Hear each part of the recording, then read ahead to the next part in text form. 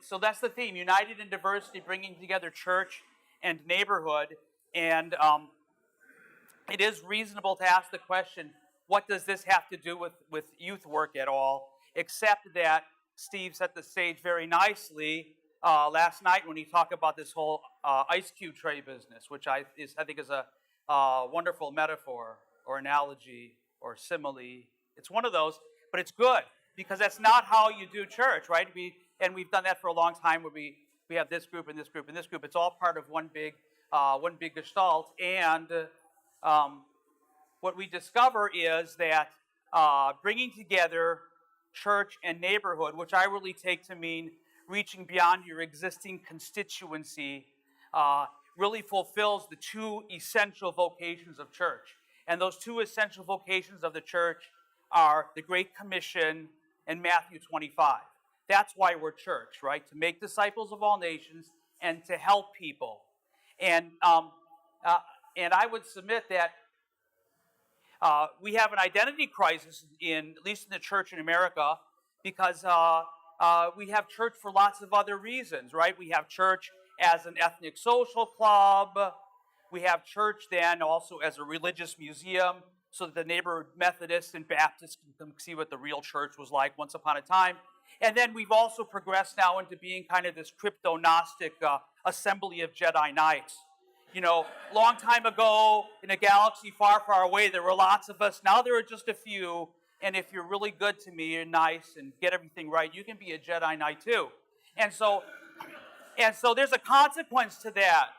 There's a consequence to not fulfilling the Great Commission. There is a consequence to not taking care of the least of our brethren. I'm on the Archdiocese Council for the Greek Orthodox Archdiocese. I'm on the Archdiocese Finance Committee. I see the raw data, and we're tracking in the wrong direction. And it's not surprising that we're tracking in the wrong direction, because if we're not making disciples of all nations, and if we're not caring for the least of our brethren, then what are we doing? Now, if we're talking about creating a culture in a church, having a church that's really, really, really dedicated to making disciples of all nations and to taking care of the least of our brethren, the easiest way to do it is to start a church from scratch. And we have examples in the United States of several very successful churches that have started from scratch. His Grace, when he was on the Parish Council of St. Nectarios in Charlotte, it's a perfect example of what you can do when you have a clean slate and you just do things, quote unquote, right from the beginning. And if you ever, when I think about that, as the Greeks say, psilos ilevo, I'm kind of jealous when I hear that. I would love to do that one day.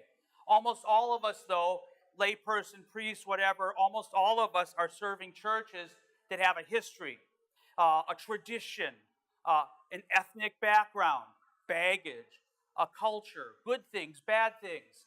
And so the question I hope to answer through this talk is, if you find yourself in that situation where you're serving a church that has an existing culture and transition, how do we begin to reshape that so that we're fulfilling these two essential vocations, so that we are bridging church and neighborhood, so that we are reaching beyond our existing constituency? And the easiest way for me to do that is hey, that's me, too. The easiest way, how did you do that? Oh, I got you. Oh, that's right. Steve did all these pictures. He did a great job. The easiest way for me to explain how one might go about reshaping the culture of a church and so that we begin to look beyond our existing constituency is just to share my experience for the past 8.5 years at Holy Trinity in San Francisco. Holy Trinity is the oldest Greek Orthodox church west of the Mississippi. I know OCA types, you're older, I got it, okay? We're the oldest Greek Orthodox church west of the Mississippi. Great history and really a wonderful community. Unfortunately, through a series of unfortunate events, in June of 2008, the church had a very, very large debt. It had a very significant negative cash flow. It had a flat or slightly decreasing membership and stagnant ministries. And I am convinced that one of the reasons things are 180 degrees different today is because we had the courage to actually start looking out beyond the four walls of the church and really trying to fulfill those two essential vocations of the church. Now, it begins with changing your culture and changing your attitude. And how do you do that? Well, for you all who are working with youth, teaching on that level. Certainly for those of us who are priests, the sermons. And a theme that I continue to return to today, in fact, I'm going to preach about it again this Sunday, is why we are church. And we are church to make disciples. We are church to care for people. As part of our parish council, we do a meditation before every meeting, and we spent a good bit of our time reading together books on church growth and renewal, and then talking about them during our meditation. And we changed our website almost immediately. Our website was very nice. It was the first website they had lots of pictures of buildings and very long descriptions of the history of the church. And we replaced those with pictures of people, shorter history descriptions, more descriptions of ministry. And that's important because the website isn't just your window that people are looking at from the outside world, but your own parishioners are checking out the website. And so if they're looking at a website and they're seeing smiling, happy people in ministries, they kind of get that message. There are other ways, though, to change that culture. And one of them is just by supporting missions. So we sent a Project Mexico team in 2009. We did it every year through 2016. And the beauty of Project Mexico is not only sending your own people, but we were very visible in our fundraising. And so everybody knew what we were doing. Everybody from the parish pretty much contributed something. For the same reason, we sent some short-term missionaries. And also for the same reason, whenever a long-term missionary is passing through town, they're on furlough, looking to raise money for their mission, always give them an opportunity. We would always give them an opportunity to speak at our church. We still do today. So again, you're getting people to think about this idea that the church is more than just who we are in this particular building and in this particular setting. So what do you do then as that culture starts to change? So now you're saying, yeah, we should be making disciples all nations. We should be doing something. So what do? So for those of you who are sleeping, how could you be sleeping after that meal? Hamburgers, I get it, but it was like vegetables. But that's okay. I got it. Okay. Okay. All right. So it was a lovely meal. No offense, Austin.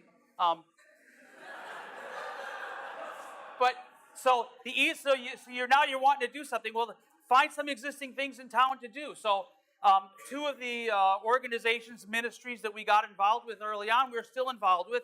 One is a crisis pregnancy center about 10 minutes from our church, and the other is an urban youth ministry. And we're still doing things for them and with them, even though that was kind of our first foray into partnering with somebody.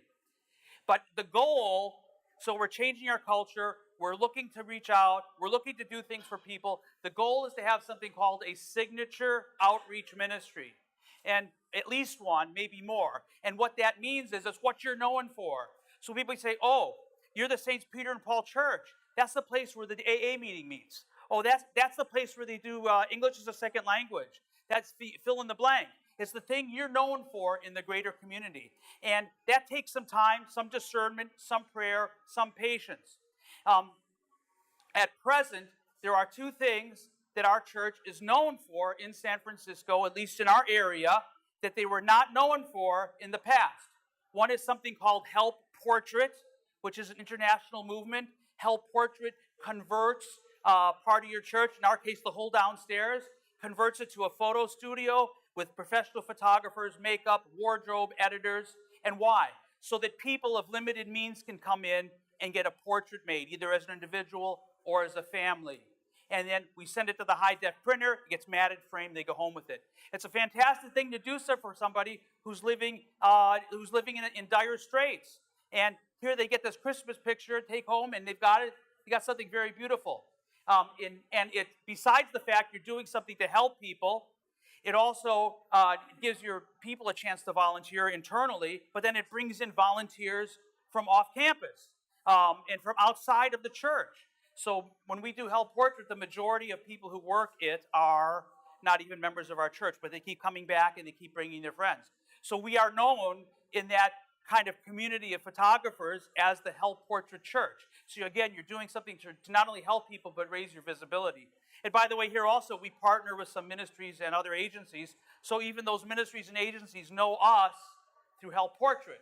A second thing that we do is we are a distribution point for the San Francisco Marin County Food Bank.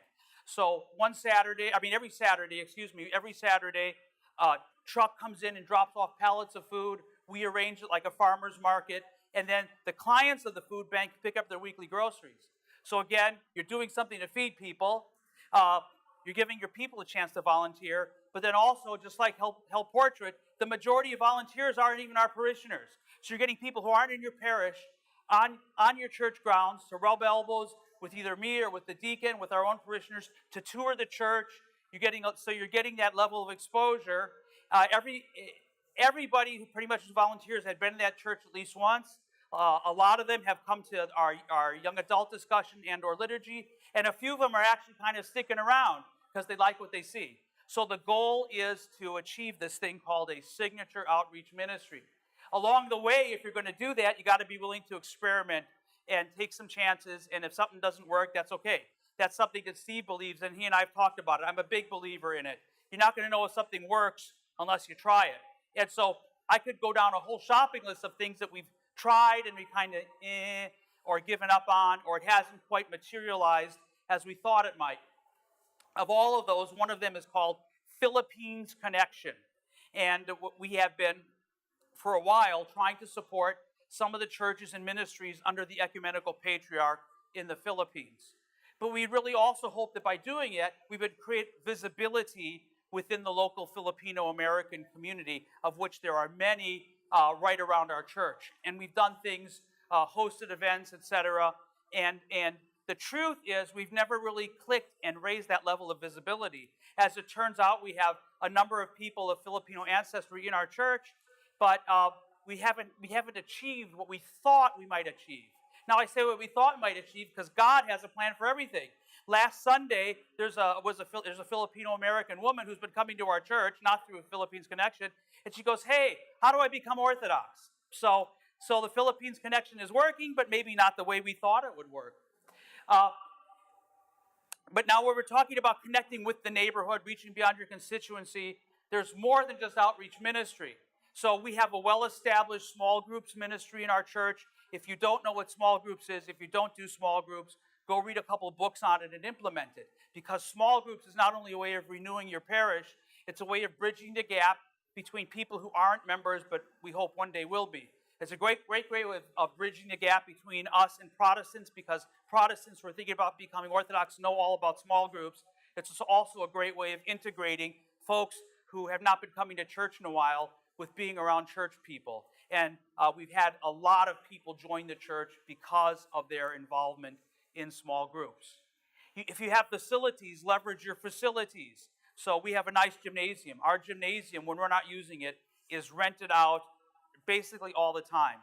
Sports leagues, dance classes, you name it. Over 1,000 people a week are coming on our campus to use that gymnasium. That's 1,000 people that know who we are, where we are, and again, it creates that visibility within the neighborhood, within the whole community, really. And I hope, like all of us here too, we never miss a chance to host a concert or do a disaster training for the city or anything that gets people seeing what Holy Trinity is about and connecting with us. The neighborhood is digital. We all know that. So when you're talking about connecting with the neighborhood, you have to know what you're doing. We are in the process right now of redoing our website so that it's really more and more focused on the people who we know are coming to our church and connecting with them. And I personally don't care if somebody in Sheboygan, Wisconsin likes my sermons. I want somebody who lives 5 miles from my church to like my sermons and come into our church. So we've leveraged technology that way. And for a number of years, like I'm sure a lot of you all do, we stream our services. And streaming your services is cheap, it's simple, and it's not just a way of doing something nice for your shut-ins. People nowadays church shop watching streaming video. And I have had people who've come to my church say, "Yeah, we checked out your streaming video and decided to come." Now, this attitude of outreach has shaped our ministries and vice versa. You heard Jacob talk a little bit about the schema of things in San Francisco. Essentially, every level of ministry, whether it's hope and joy, all the way through small groups, everything in between, is based on the relational model. Very little lecturing, very little talking at people, but a way of teaching people by letting them kind of share and reflect. And again, I only include that because that has great appeal to people coming in from the outside, but it also teaches your people on the inside how to talk to other people. Before getting to this slide, let me kind of finish up by saying that the whole point here was to inspire, instruct, get people thinking about how it is that we can reach out into the neighborhood, how it is that we can do those two essential vocations of the Great Commission in Matthew 25. And now if you're following along, and I mentioned this to Steve when we talked about it, I said, are you kidding? It's like you're saying, really? Come on, I don't need to, I could have like stayed and eaten more mushroom tacos.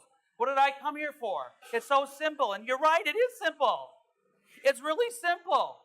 It's that's the beauty of it. It's not at all complex. You have to do the right thing and just keep doing the right thing with the right motives in mind, and God will take care of the rest. I had somebody tell me a long time ago, when your church is ready for new people, God will send them to you. And that is absolutely true. And so what has happened is God keeps sending people to our church because we have a church that is very warm and welcoming. We have a church that encourages people to be authentic. You know, we don't really have the third generation Greek American in a Greek sailor's hat. He's never been to Greece. He's got powered by Ouzo on his car. We don't have that. We don't have that. If you're from Greece, okay? And we have a church that encourages emotional and mental health. It's made me a healthier place. And those things are very appealing. So 2008, June of 2008, just under $1 million debt. Today, debt-free, over $500,000 in the bank, ready to pay cash to put in an elevator. June of 2008, minus $75,000 a year. This last year, plus $67,000. In the time that has gone by since then, almost 70 people joining the church through baptism or chrismation, with 4 more right now in the pipeline. And that's all by the grace of God, but it also bears witness to what it is you do when you start reaching out into the community. So if you do all those things and you can create an atmosphere that's ready to receive new people, the neighborhood's going to come to your church, and the neighborhood's going to stick around because they're going to like what they see.